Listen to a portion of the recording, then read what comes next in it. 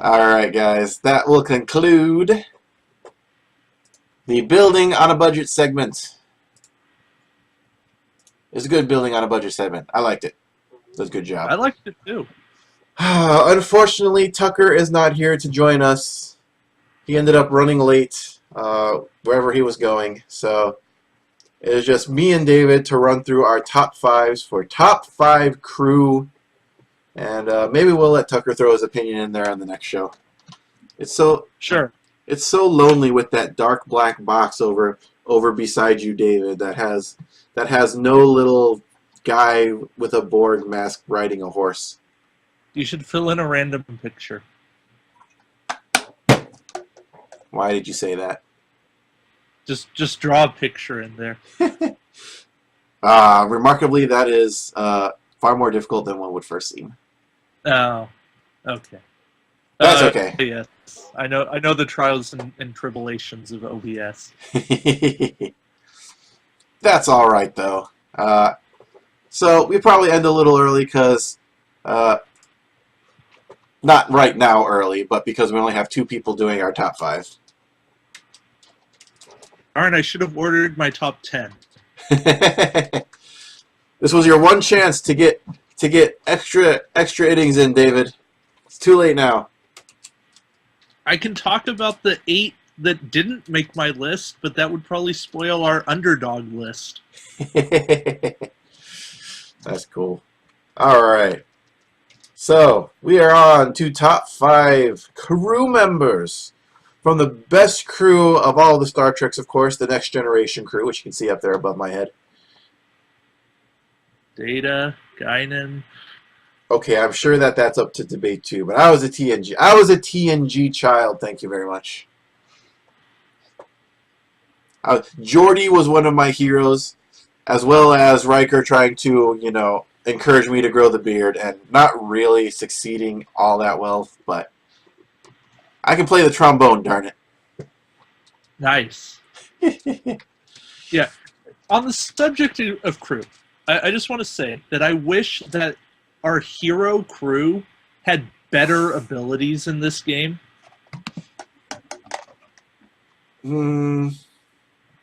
Yeah, they kind of fell flat in the starter, but the Enterprise E wasn't too bad. The Enterprise E got better. Like, a couple of the Enterprise E stayed on consideration, but of my top 13, there is one series regular. And by series regular, I mean somebody who was alive for more than 2 seasons, who actually stayed on this list. Who was actually in more than one or two concurrent episodes. Continuing episodes. I'm talking about somebody who was in more than like a dozen episodes. Yes. Nope, I don't have any of those. Well, you'll see, because the one reason I'm being coy is my number 5. And your number 5, sir, is Mirror Universe Tasha Yar. Tasha Yar. Not that there's another regular Universe Tasha Yar yet. Well, it might matter someday because... Does she count as a regular? No, not yet, but... Oh. Because she didn't last more than 1 season. Spoiler alert! Will, you don't have to say spoiler alert on a show that went off the air in the late 90s. Hey, people needed spoiler alerts for Game of Thrones and Lord of the Rings, man. Game of Thrones, I understand. Lord of the Rings, not so much. But yeah, you like Tasha Yar?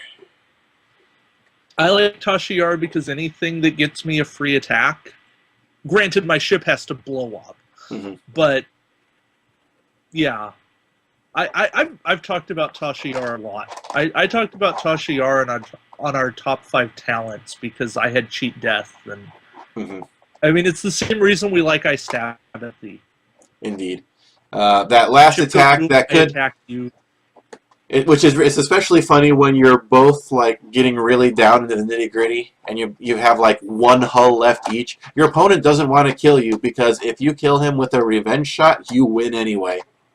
Yeah. It's kind of hilarious. Yeah. It's like, ha ha! You thought you had me, but you were wrong. So yes, definitely has some fun implementations. Let's see.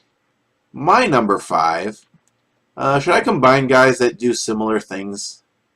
Sure. I'm going to combine the two guys that do similar things. So then that makes my number 5 a very curious character that we did speak of today in, well, actually probably all of these we spoke of earlier today, right now, in the which expansion packs to buy. But this one is Ducat's best friend, in-game anyway, and that is Bohica. Oh, Bohica Aid? Bohica Aid. Bohica has tremendous synergy with himself. I know that sounds kind of silly, and why don't we just say he has a good ability? But the fact that his ability keys off of a battle stations token, which is also the thing that he does in effect, so you can spend the battle stations token to combine with his ability, is just kind of silly. Anything that changes blanks into something is like breaking the dice rolling, and I like breaking things. As anyone who has ever been on the forums will probably happily tell you all about, I'm always looking to break the game in some way, shape, or form. Will, this is why you should be playtesting this game. But, stop breaking the game, Will! Bohica is probably my number 6, and that is not a bad thing because, as I was telling Will, I could have very easily done a top 10 list. Mm-hmm. Bohica's a great card. I would happily pay 3 points for Bohica. Bohica was on every single one of my lists from the time he was released to the time Borg rose. Yeah. Bohica's all-around solid. I still find ways to play him. I would still run him on a sphere with Ducat if I had those points available. Yeah. I don't play him all the time, but I play enough games. I played enough games ship pure before going back to like all kinds of crazy mixing shenanigans that I guess we should call it open play. But free play, unrestricted. That's another topic.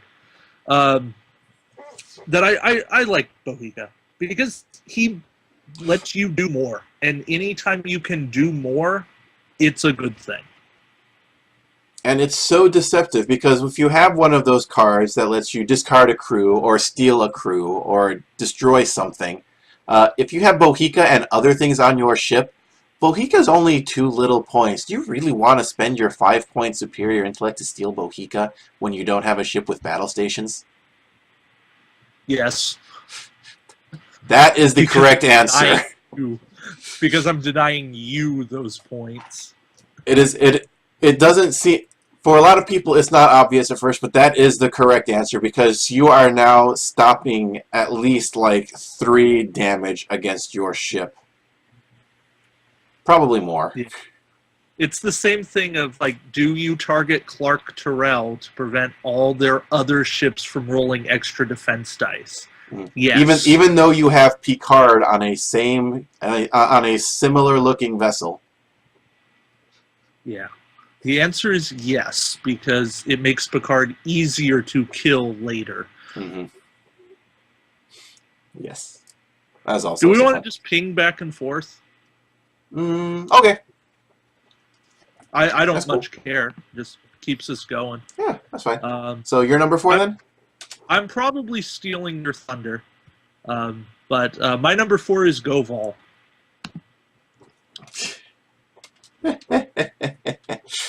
What a coincidence! He was my number 4 as well. Oh, okay. But I also combined him with Lee Nollis. Okay. Since they do similar things. Yeah, so... Yeah. I took Goval because he lets you do more.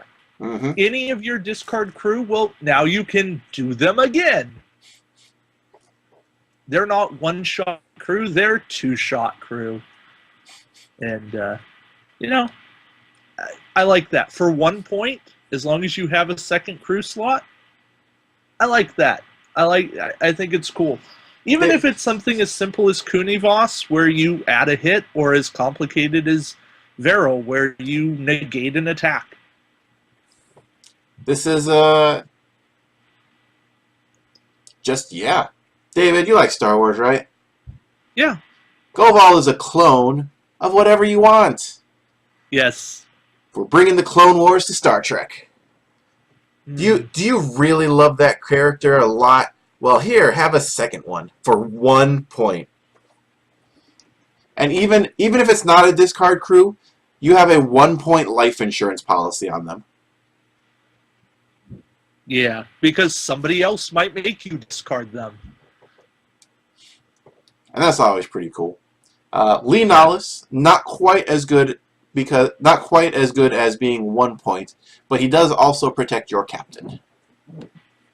Right. And I'm the one. Especially with Madred, Lee Nollis is better. I feel Lee Nollis will be coming into use as soon as people figure out good ways to get Madred doing his thing. And murdering people left and right. Hint, fleet captain. All right. Let's see. I'm going on to my number 3. My number 3, of course, we already talked about. We were talking about Goval. How wonderful he is. Do whatever you want for a single point. What else can you get for a single point that is crazy and does fun stuff? Grunt? That's my guy. FCA. It's in the Latinum. Brunt, the 1 point guy that you should be able to fit into pretty much any and every fleet. If you need to cut him for Cloaked Mines, I would understand. But other than that, if you have a crew slot, put Brunt in your build, please. If you're running Mirror Admiral Worf with the Officer Exchange program because you want your fighters to attack again, you can bring along Brunt for the 1 extra point because he would have no penalty because they're both mirror. Brunt is a cool guy. Bring him along. He was much better in Mirror Universe and not quite as annoying as in the regular universe. Really? I found him more annoying because he was too much of a wimp. Okay, there might have been that. Like, it was the complete polar opposite. He was all flowers and happiness. Yeah, I needed a different universe Grunt that was somewhere in the middle. Wasn't he like the only Ferengi that survived? He was a better character. Mm-hmm. But yes, good old Brunt. Any 1 point character that does something useful is worthwhile in this game. Oh yeah. We even liked 1 point characters back when it was like Bakra and Param and Clag. I mean, that 1 point was a crewman to beam down to whatever the battle was where you had to actually beam crew on the stations. Oh wait. Yeah. OP1 and OP6. Yeah. Will, do you remember when WizKids put thought into their OP scenarios? And there was actually map elements to engage with? Now, you say it's WizKids. I like to say it's Andrew. Or, well, Chris was doing more of the OP design, but... I could go with that. Chris needs some good credit to his name because I blame him for everything that went horribly wrong with the Borg. Yeah. But even then, Chris designed things that shot with 360 arcs right from the beginning. Oh, the stations aren't so bad. How bad could the Borg be? Yeah. Anyways. David, you got a number 3 for us? No, I just skipped it. Okay. My number 2. Oh, wait. No, I actually made up number pi. Ooh. All right. My number 3 is Mirror Universe Julian Bashir. I was thinking about him. Yeah, and here's the reason. And because he's a little more obscure, so I'm actually going to read the text. He is action discard to target a ship at range 1 to 3. If that ship attacks, it must attack your ship and cannot attack any other ship. If it does attack your ship, it rolls 2 less attack dice. So this is one of those cards that does something very different in the game. It's the same reason that I think you and Tucker both liked Kevon as your underdog captain. Yes. Force targeting of opponent ships.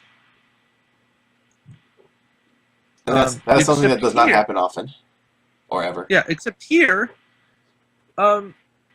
they're rolling less dice against you. Which, for me, is a great thing. Because it gives me actually a chance to survive.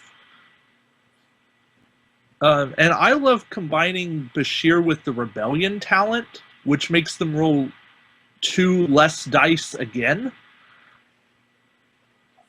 So, I'm pretty much negating an attack at that point. Rebellion. You're here somewhere. There it is. Ship against Greater Hull, -2 defense dice. Or -2 attack dice. And you may immediately make a free attack against that ship. That's yeah. Fun. I mean, a lot of things have to go right. Mm-hmm. Don't get me wrong. It's situational things. Mm-hmm. But for Bashir to say, "Hey, you gotta shoot me," neener. You know, that's not the worst thing. Just to say, "Hey, you know what? You gotta. I'm on a low priority target. Put him on a cloaked Vo that's evaded, and say, you know what? Shoot me. Oh my! I'm all of 18 points, and now you can't shoot my fighters or my sphere or my whatever else I've got going on." I thought of new fun things right now as we've been talking about this. I force you to attack me. Well, what kind of good things can I do from making you attack me? First thing that comes to mind is feedback pulse. Yeah. Oh, you want to attack my Kevon with 4 extra attack dice? Let me just feedback pulse that. Yeah, you're not going to take advantage of that now, are you? I could see something similar for Julian Bashir, but then I was like, man, now I wish he didn't give -2 attack dice. But no, that's a little that's a little niche. I'm glad that he still does what he does right now. Yeah. Well, so there's some potential here. There's some different things that can work, and I think, I don't know, but I think there's some counters that exist that you got to get creative. But forced attacking, especially against Borg, where Borg can target anything they want. Mm-hmm. This is a card that makes you go, no, you don't have your choice. You got to shoot me. Come on, shoot me. Shoot or me. don't shoot anybody. You cannot shoot anything. That's fine with me. We could all be friends here. You don't have to attack. No. That's okay. I'm still going to shoot you. Yeah, because we're jerks. Yeah. But I like him. He does something different. That's why I think he deserves a spot on the top crew list. That's cool. Let's see. I was actually looking for pictures for some of these guys. What wave was Brunt in? I don't even remember. Regents, which is... I don't have a picture of it. I thought I did. Oh, hold on. Give me about 10 seconds. That had to be pretty old. I mean, old, like in 8 or 9. Regents is wave 10. Wave 10. Was it this one? Yeah, there we go. There's good old Brunt. We like Brunt. He's a cool guy. That was my number 3. So, where were we now then? Number 2? Number 2. My number 2. Yeah, I guess I'll go with that. This will be might be surprising that it's not my number one. But of course, she is my favorite at doing, you know, really, really annoying things and bringing her back to really annoying things and making an entire rule for them, make up whole new rules that completely change the way the game works just to stop her. Hello, Varel. Oh, yeah. You know what I'm talking about now. Yeah. Oh. Yeah. Yeah. Do we need... Is there anything else to be said about that? No. Other than I forgot to move her back into my list. Discard to cancel a single attack. You'd think that costing 10 points would be a detriment to this. It's honestly not that bad. 10 points is worth an attack a lot of the time against really big ships. Especially if you can get multiple uses out of her with our good friends Lenalis and or Goval, Wayoon, or both. All those guys. Oh, forget Wayoon. I mean, even without Wayoon and Sopek. Yeah. I mean, it's just, it's sideboard. Just sideboard.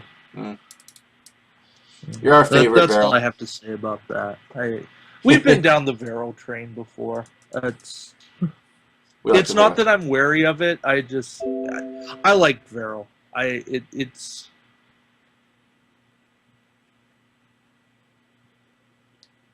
we're good to go. Yes, so. Welcome back, guys.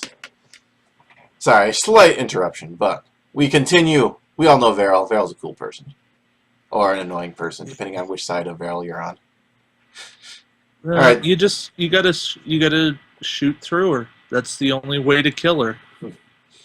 All right. Well, I'm for number 2 for you, David. My number 2 is well, in the same vein of Varel. Ooh. It is 1. And there's an Abbott and Costello routine in there somewhere.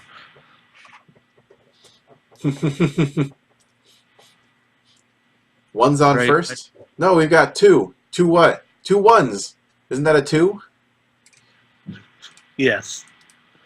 For the same types of reasons of being able to disable your shields, discard, bring them back, have Goval, etc., etc., etc.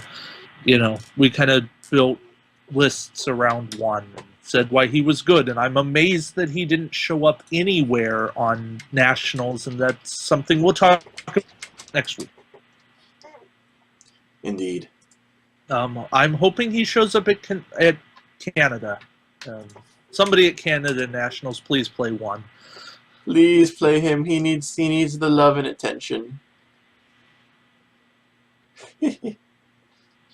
Yes. I actually don't have a picture of him. That's strange. It's because he's a blind booster card. I left 1 off my list just for the sole fact that he works best on ships with the highest possible shields ever. Which are the Borg, and yeah. Which I feel limits him a little bit. I don't think he's nearly as good on the majority of ships that have, like, only 4 or 5 shields. No, because, you know, 2 attacks and you're going to be hurting. So. But, yeah. Different, yeah, same kind of result, different restrictions. Yeah, so we'll say that my number 2 is really Varel /1. Varel is the one. Yeah. Because Varel would have come in, and it was honestly me goofing. Because I was going to do a different kind of list, and gotcha. I went, oh wait, we're going to do Underdog Crew at some point, and I'm like, oh yeah, and then I just screwed up and forgot to put Varel back in. So we haven't had that much overlap yet. No, we had Goval. Yes.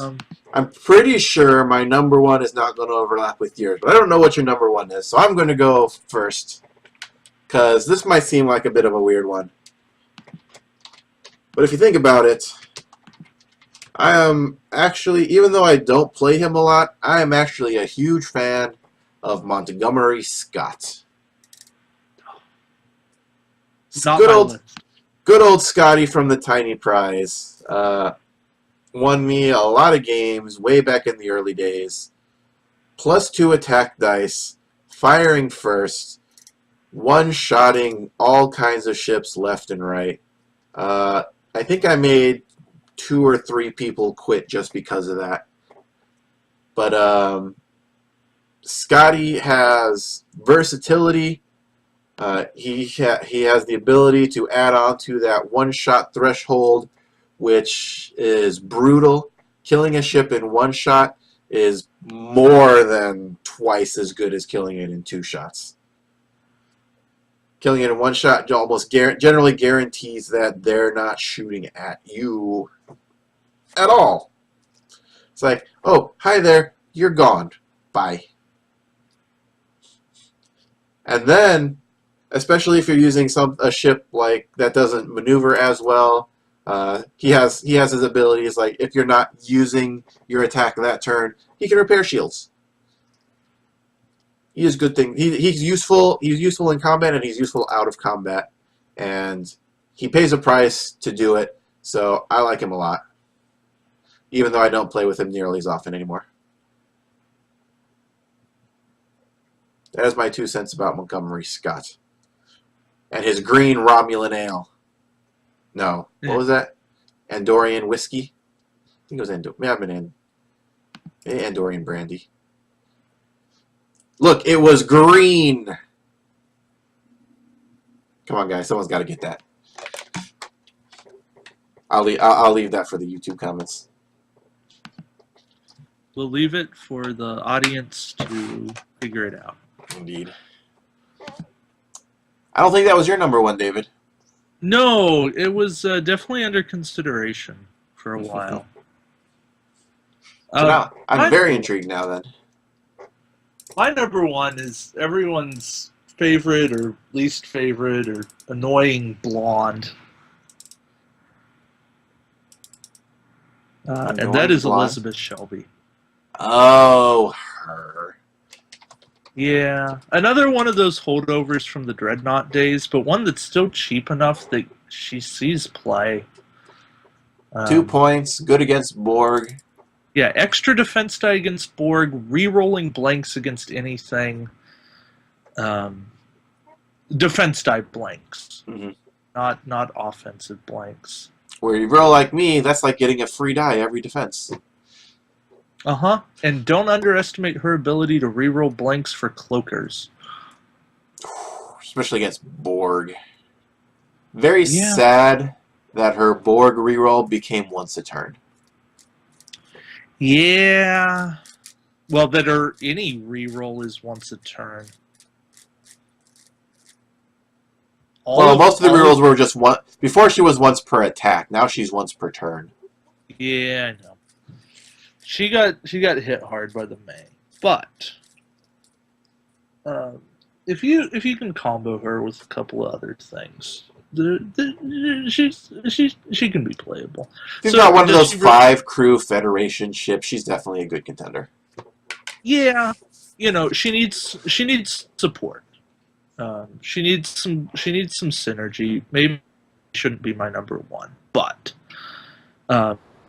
given the point value, given the synergy that she provides with a lot of other things, she definitely warrants a spot on the list. And given the prevalence of Borg, I can't think of anyone better to fight the Borg. So, oh, come now, David. Let's be honest. You just like annoying blondes. That's why she's your number 1. Comment about that, Will. I'm just joking. I don't actually know anything about your girlfriend. Yeah. Well, fortunately, she doesn't listen to this show. That's good. I would like to keep my head attached to my body. Don't worry, she's not planning to fly to Florida anytime soon. But she might come with you to Origins. Yeah? That'd be cool. That was our top 5 for the day, guys. And as we were just saying, Origins is right around the corner. And by right around the corner, I mean 1 month and 2 weeks. That's getting close, isn't it? I need to find a roommate. Those rooms are expensive, man. Yeah. So, as we were saying at the top of the show, not a lot of new stuff to come out. So, prepare for Canadian Nationals this weekend. It'd be really cool if someone were to broadcast it over Twitch. Wink, wink. Nudge, nudge. Eh? Any Canadians out there? We'd love to see how you guys do. I'm sure we'll definitely have fleets to look over. Next week we have Daniel Delata? Delata, yeah. Delata. Why do I know? Apparently I'm a little bit dyslexic. But you're not good with names. Neither am I. So. I keep wanting to call him Denial. Maybe we're in denial. Daniel Delata, he will be with us next week on State of the Federation to talk about his victory at Nationals US. Hopefully we will see what goes on with Nationals Canada. Heck, maybe we could steal their national champion too. We could have 5 people. 5 people on State of the Federation next week. Who knows? It would be cool. It'd be a fun thing to think about. Yeah, we've had 4 before. Indeed. But other than that, David, do you have anything? I get to play a TOS Enterprise and a TOS motion picture game tomorrow, tournament tomorrow, so that'll be fun. Ooh. I get a planet on the board. Do you know how long it's been since I played with a planet on the board? Darn you, Borg, not wanting to assimilate planets, apparently. Planet and 6 objective tokens. Ooh. Like, people actually have to maneuver. Oh, that's terrible. We can't have that. Great. That's not what this game is about. This game is about maneuvering. People need to learn how to fly and not just joust. Hopefully, I'm excited. There's no Borg. There's hardly any independent. There's 1 mirror ship allowed. Wait. You had your Tucker moment. I have to get my Tucker moment in. But David, the Borg are original series. Remember Enterprise? Yeah, give me a ship from Enterprise that has Borg on it, and then we'll go. I'm not even allowing the Stargazer, okay? That was a nice little ship. But it's the same size as the Tiny Prize. I know. I could allow the Constellation class, but not the named Stargazer. Gotcha. I allowed the generic Burrells, but not the Chitang. Mm. Well, because the Chitang was from Deep Space Nine. Oh, that's right. It was, wasn't it? But the generic Burrell was seen in the movies. Yeah. That's kind of my line. And everybody's been like, yeah, that's fine. Well, that's cool. Well, because people are like, generic Burrells don't actually break the game. The Chitang, it might. It might actually be too good in comparison. Mm-hmm. And especially when it doesn't have 6 attack dice ships to deal with. Right, no 6 attack, no 5 attack dice ships. Even better. I mean, you can flagship a 4 attack dice ship and get to 5. And Scotty! Yeah. Scotty. And you can Scotty something. I mean, okay, fine. But, Told you, Scotty, you can do the same thing with the refit Enterprise. Mm. But it's fun. And, like at this point, it's good. I've sent off a care package to the Wandering Inn. That's a fun. And I had not heard of them before. Star Trek campaign, and they're just fun to watch. It's fun, refreshing for me to see Star Trek Attack Wing being played in a different way that's not like uber hyper competitive. Like, don't get me wrong, I love playing this game to win, but it's neat to see the same 2 guys playing with the same fleet over and over and over again. and like getting upgrades as they go. So they're like, "Ooh, we just discovered dorsal phaser array." Nice. So And I had not if they actually get heard it- of these guys before you mentioned it to me before the show. So do you have their link to post in chat or something? Yeah, let me get that because We'll get they're cool. that. They're going to be on Trek Talking in actually a month from today, May 21st, and I'm going to be co-hosting that show because Jim wanted me on. Actually, I kind of forced myself in, but Your show is mine now. That's cool. So we'll get that link, and I think that will do it for us this evening then. acting with the guys there, and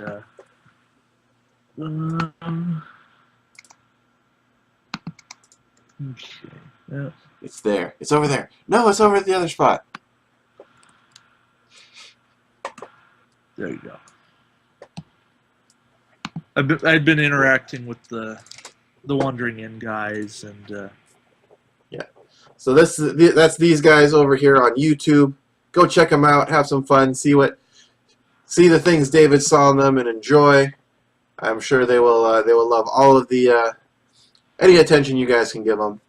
And the Star Trek their Attack early Wing. videos are rough rules wise, but starting at about 4 or 5, they get a lot better with rules because they took the feedback that a couple of us were giving them and the help, and they really applied it because they wanted to get better, and now they're on a roll. But if you're willing to suffer through some of the rules mistakes, start from the beginning, and they're fun. They do a really good job being narrative with stuff, and that's the most fun. They're coming at it from a role play perspective. I will say that it's NSFW, just language, but it's all PG-13 language. So Cool. it's just if you're sensitive at all to that stuff, or you have little kids watching, just be aware. Yeah. Throwing it out there. We here at State of the Federation do neither support nor condone the actions of those of Wandering In Studios. We, in fact, have never met, except maybe David, because he does that sort of thing. And we perform no actual responsibility for anything they say, do, or air. Right. Those, We just like people who play Star Trek Attack Wing. Indeed. That was my little disclaimer for the day. All right, guys. Thank you all for joining us this evening. Hope you have a great time. Hope there is some live coverage of Canadian Nationals. If there is, definitely go watch it. Hope we can see it over on Twitch. I wonder if maybe Clash Tournaments was able to get over there and air again. That would be really cool. But yeah. Until next week when we discuss all of our national level events, have fun. Find some chances to get in some more Star Trek Attack Wing. And when you do, I hope Q is generous with your dice. Have a good night, everybody.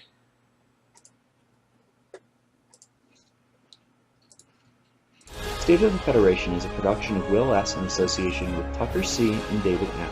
We are not associated or affiliated with WizKids Games, and except where specified, WizKids did not endorse or approve any of our podcasts. All copyrights are copyright of their respective rights holders.